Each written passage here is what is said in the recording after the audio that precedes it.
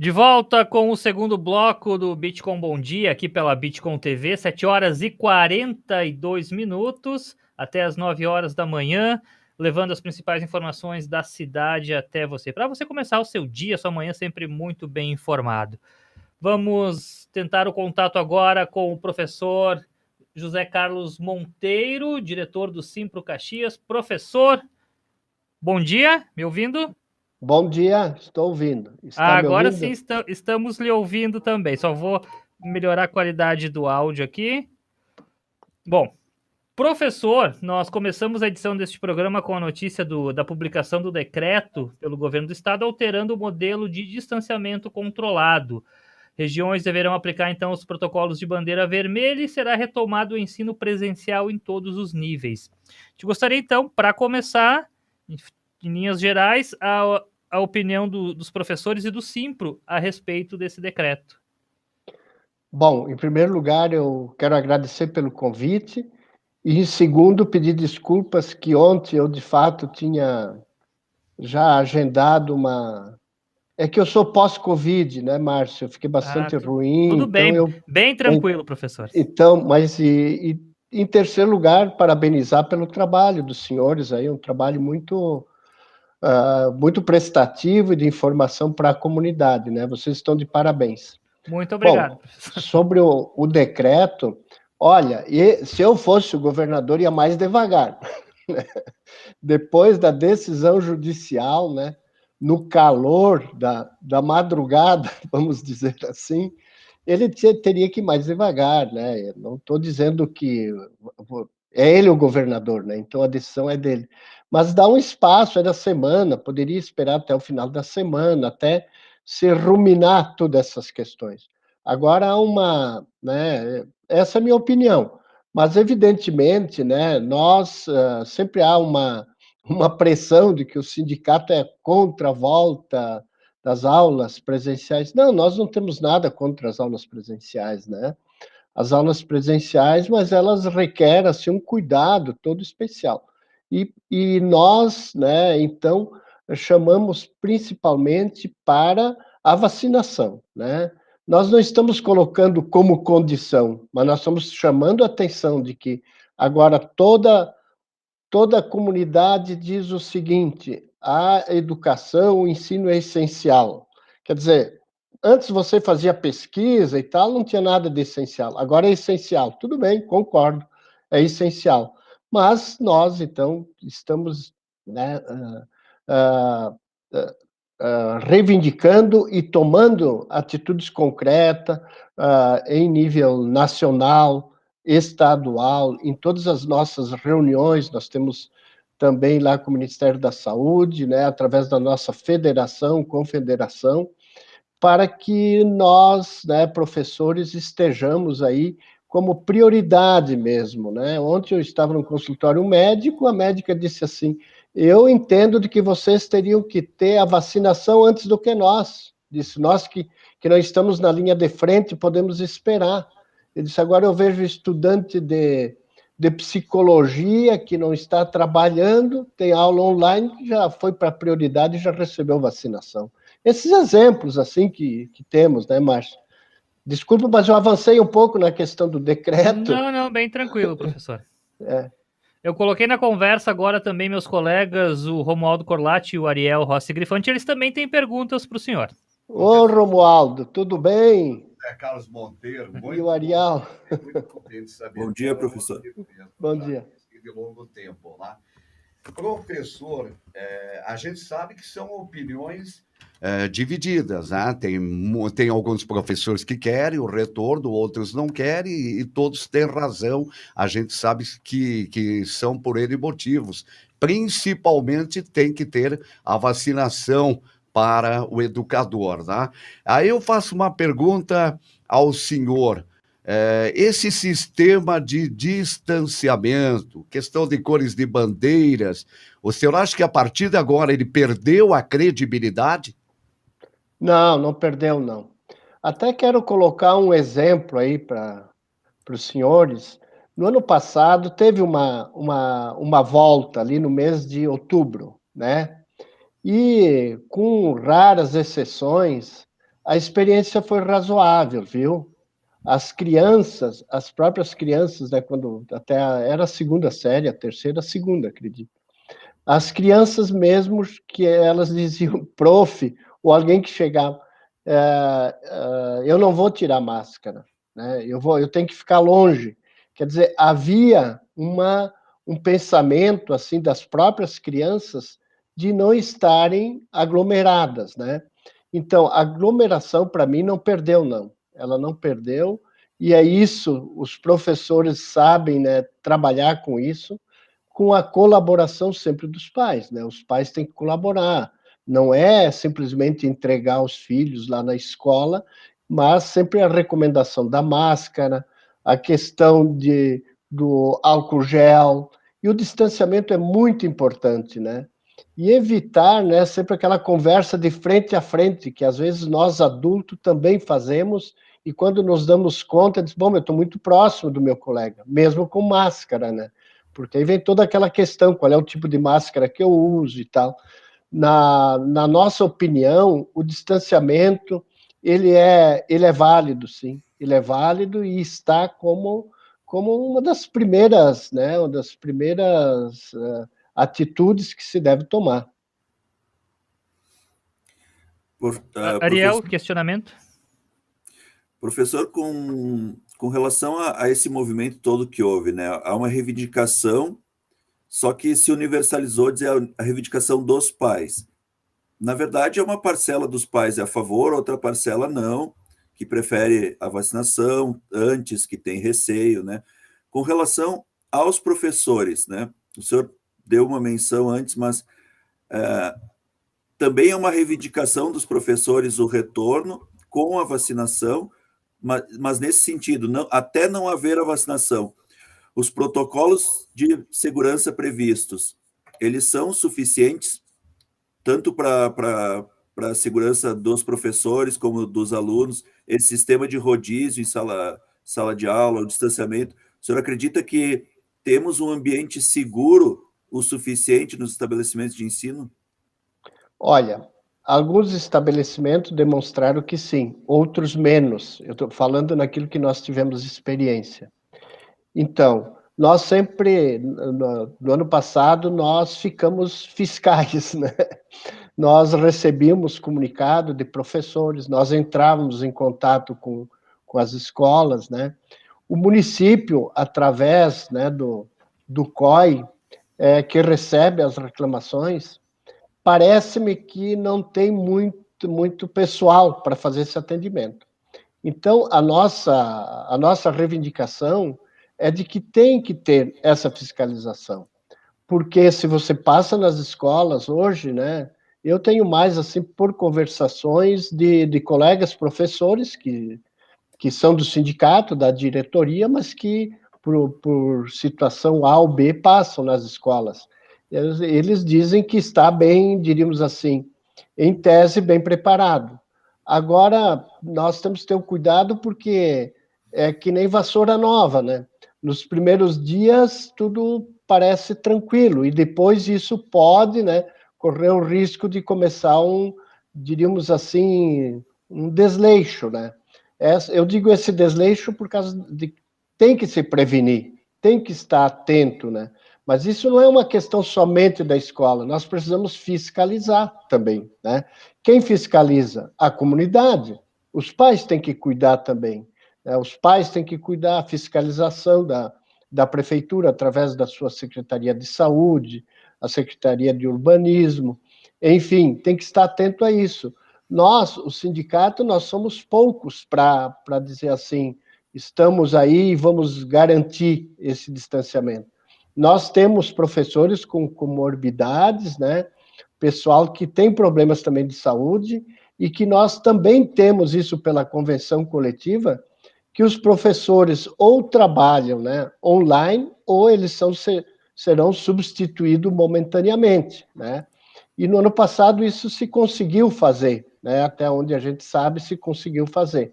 Então, mas, o Ariel, é evidente que isso é bem delicado, né? Nós entendemos que isso é bem delicado. e essa pressão dos pais, ela não é uma pressão unânime, ela não é unânime, né? Ela não pode virar assim de acusação. Agora encontraram que o sindicato é a piranha da vez, né? Que o sindicato é a piranha. Não, nós sempre tivemos a mesma posição, era só entrar no nosso site, e nós sempre tivemos a mesma posição. Então, o próprio diretor do Sinep hoje está dizendo assim, calma, ele que atropelou no final de semana, ele está pedindo calma, porque ele viu a besteira que ele fez, né? Ele chegou, jogou algo a público, um card lá do Simples RS, ele disse que era fake, e aí foi, né? Aí a briga, até as negociações foram suspensas essa semana, porque nós estamos em momento de negociação salarial. Quer dizer, nós temos problemas sérios aí também com a questão do sindicato patronal, né? Então, o governo do Estado, o que nós queríamos já um mês atrás? O que nós queríamos? Nós queríamos uma reunião para tentar buscar uma saída. Judiciário, governo do Estado, as instituições que entraram com ação judicial, né? Mas isso não foi possível, não foi aceito, não se sabe bem, mais adiante se vai saber, né? Então, nós não podemos estar fazendo, com esse tipo de situação, vaidades, né? Nós não podemos estar fazendo, eu não estou dizendo que alguém está fazendo, mas sempre parece que quem vai faturar mais, né? Então, os pais, nem todos são, e nós vamos ver depois, e estaremos aí à disposição, se nos querem perguntar, por telefone, pode ser, por mensagem, né?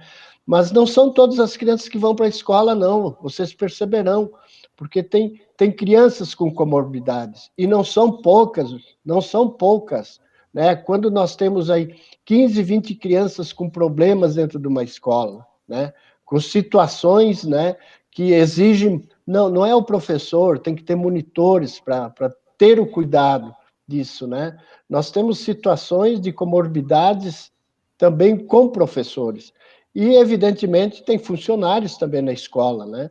Tudo é delicado, tudo pode ser vetor, e todo mundo é vetor, né? Mesmo aqueles que pegaram o Covid já, até aqueles que fizeram a vacinação, porque a vacina não é 100% também. Então, quando a gente diz a vacina, também está correndo um risco. Vocês estão pedindo a vacina, mas garante? Não, mas nós fazemos parte, né? Nós somos uma engrenagem nessa sociedade, e nós queremos também prestar, né, o nosso serviço de forma diferenciada, com mais qualidade. Agora, o ensino online custa mais para os professores, muito mais, né? É muito trabalho, e ainda mais, Ariel, aulas presenciais e online, você imagina, o professor, mas nem com cachaça resolve esse problema, né? Por quê? Porque é muito estresse, né? É algo que os senhores aí que trabalham na comunicação o dia todo sabem, todo dia é um novo dia, né? E o professor, ele ainda está se adaptando a essa questão, ao vídeo, ao microfone, né? A postura, evidente, a criatividade. Nós que já trabalhamos com isso, professor, desculpa interromper, mas a gente às vezes encontra esses problemas, tu viu, esquece um microfone, tu imagina o pessoal que está se adaptando agora, né? A gente da comunicação está enfrentando esses problemas, imagina vocês. E fiscalizado pelas famílias em casa, né? Pelos pais, pelas mães, pelos avós, né? Tu vai pagar uma conta, diz, uma mãe lá reclama, mas a minha filha lá, mas é a bagunça total e não sei o quê. Quer dizer, bagunça total. Não vai querer que a criança fique 4 horas sentada à frente de uma câmera, né, ouvindo o que o professor está falando. Exige um esforço muito grande por parte do professor. Isso está desgastando também, os professores estão adoecendo, né? Nós temos uma pesquisa aí, os senhores devem ter visto, né? 75% tem problema já, que sente na questão física, psicológica, né? Nós esquecemos de fazer uma pergunta sobre a questão da medicação, mas nós vamos retomar essa pesquisa também. Então, é um esforço, tem que ter compreensão, né? Então, se tem todos nós temos dificuldade. Essa Então, questão ainda, professor, os Fala. professores bancam os custos também do trabalho em casa? isso, né? Mais isso, né? Tem mais isso. Ontem à noite, por exemplo, eu dou aula online também. Aí uma aluna diz assim: professor, eu estou com o celular, então eu só vou ouvir o senhor, não vou fazer trabalho nenhum e tal, porque nós temos um computador, a minha filha estuda numa escola, mandamos arrumar o computador, ela está 3 dias com as aulas atrasadas, né? Tem que fazer todos os temas, postar aquilo que foi solicitado pelas disciplinas. Então, eu estou atrasado, semana de prova minha da universidade, e eu estou com o celular. Então, você vê um computador em casa e estão quebrando galho com o celular. Então, o que significa isso? Não é só professor, são os alunos, são as famílias, todo mundo está investindo, né? A gente sabe, às vezes, de crianças que tiveram que a família toda fazer uma vaquinha para comprar um computador, né? Porque o celular não é o suficiente. Então, tem gasto, sim. Tem gasto por parte dos professores, tem gasto por parte das famílias e também, falando do ensino superior, por parte dos alunos, né? Que evidentemente, já têm uma vida mais independente. Tá certo, Márcio. É isso aí. É custo para todos, tem custo. Para todo mundo tem custo. Então, não é nada de confortável estar em casa, dando aula de casa. Tem a questão do ambiente familiar também. Tem alunos que não abrem a câmera por causa da própria situação, de onde está, onde mora, né? Tem tudo isso. Os professores também. Os professores não são todos que moram bem. Tem professores que têm dificuldade também de dar aula, né? Eles também, quer dizer, tem que fazer uma varredura na casa para dizer, pendurar o que atrás, o que fazer. Não tem ninguém que ajuda a fazer isso. Professor, o senhor já mencionou, seria exatamente a minha próxima pergunta, essa questão do contexto que se cria a partir de agora, né? O senhor já avançou um pouco, só pontuando aqui quando o senhor mencionou o Sinep, né, para as pessoas que estão nos acompanhando, que é o Sindicato do Ensino Privado, quer dizer, são os proprietários das escolas, né? E outra pontuação também com relação à vacinação, que quando o senhor disse que ela não é 100%, no sentido de impedir, só para esclarecer para quem nos acompanha, né, professor? Sim.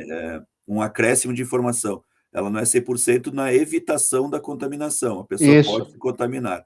O que a vacina faz é, ela diminui a possibilidade de contaminação e, uma vez contaminado, diminui a incidência de sintomas, né? Só para a gente completar isso. Muito bom. Você é um excelente jornalista. Obrigado. Tá muito bem. Com relação... Mas eu não virei jacaré, viu? Eu tomei as 2 doses. Até eu já tinha os lagos lá da universidade, e o reitor disse, tu pode vir para o lago se tu virar jacaré. Então, quero comunicar aos senhores que eu não tive nenhuma reação, tomei as 2 doses, né? Mas continuo me cuidando, né? Tá? E a gente tem que se cuidar. Bom, está todo mundo sob a mesma circunstância, o mesmo risco, né? Isso. Com relação a esse novo contexto, professor,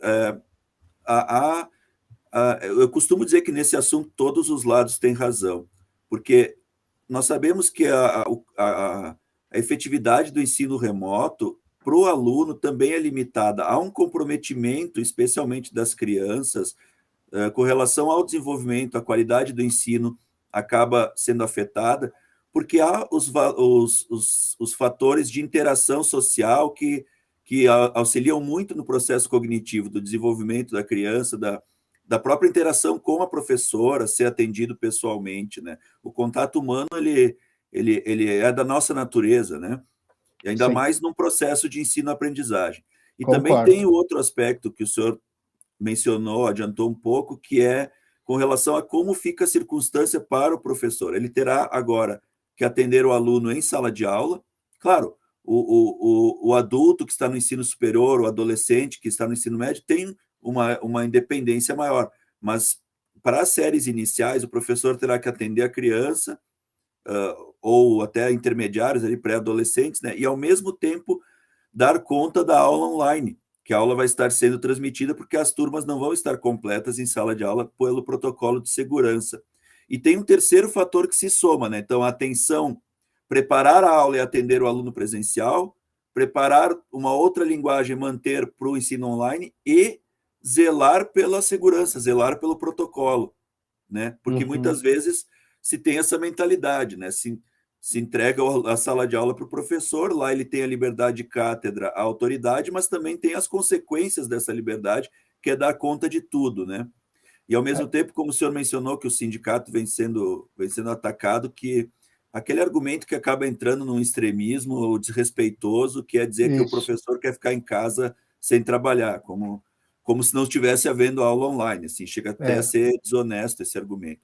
Mas, professor, com relação a esse contexto de sala de aula, como o senhor, como representante do sindicato, como os senhores do sindicato e os professores, a categoria vê essa circunstância?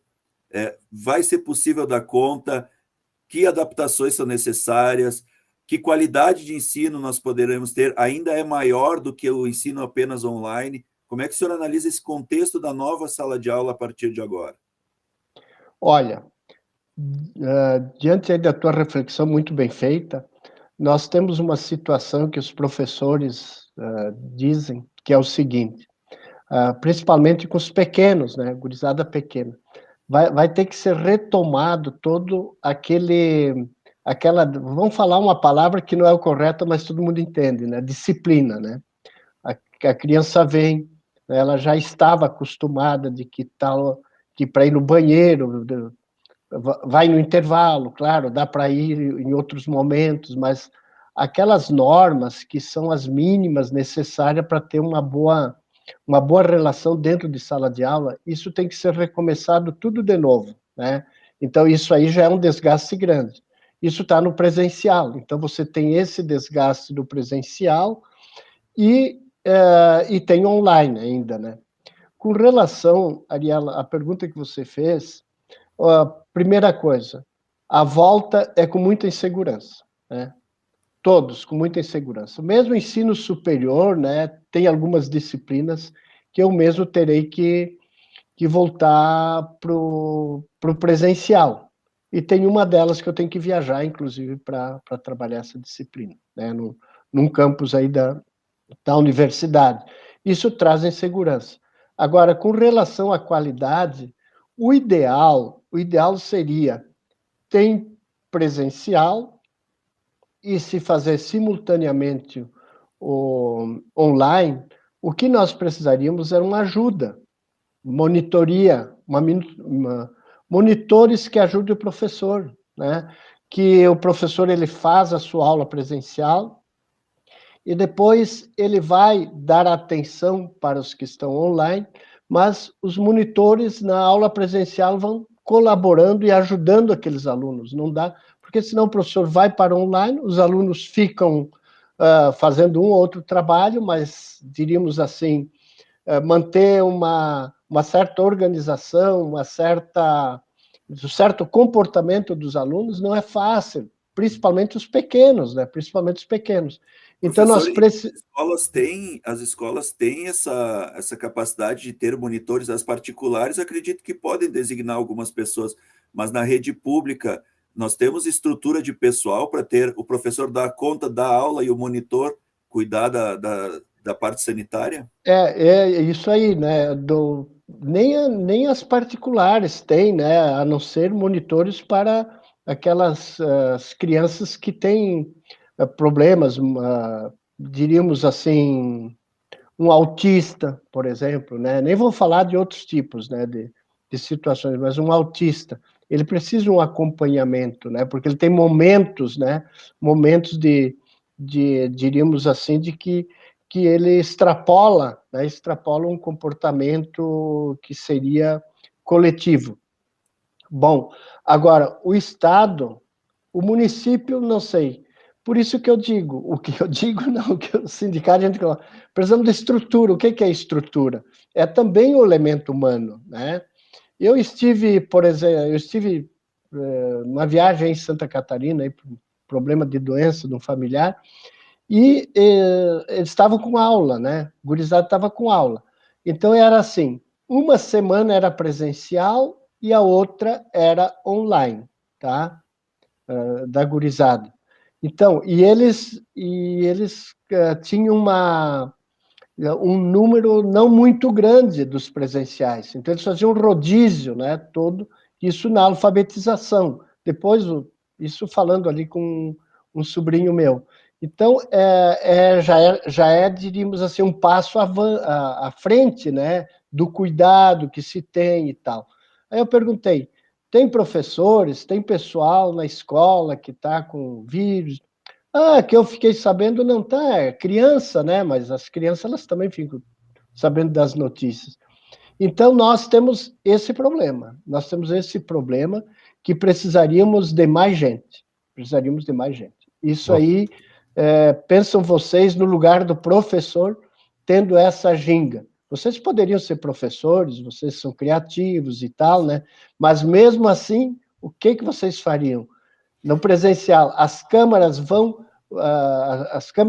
acompanham o professor, em algumas situações, sim, outras a câmera é fixa.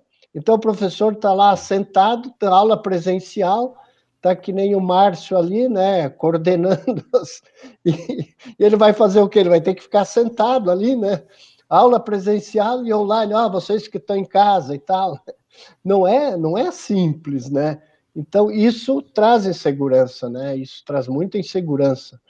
Agora, por outro lado, nós entendemos que os pais não podem também, né? Precisamos a compreensão dos pais e a colaboração dos pais. E nas famílias, os que ficarem em casa as crianças precisam de ajuda. Né? Eu não tenho medo de dizer isso, senão não vai resolver muita situação. Professor Tá? Monteiro? Fale. Tem um recado aqui de uma ouvinte, uma internauta, que é mãe, né? A Emanuele Bruno Roviani, ela diz: concordo plenamente com o senhor. Minha filha tem epilepsia.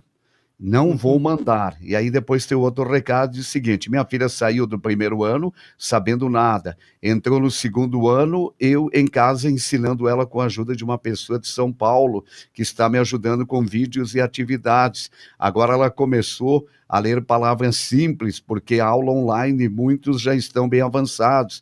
A prof não espera. Aluno, se eu não estivesse com ela do lado, a tarde toda ela não consegue acompanhar a turma. É difícil demais. Pais de alunos.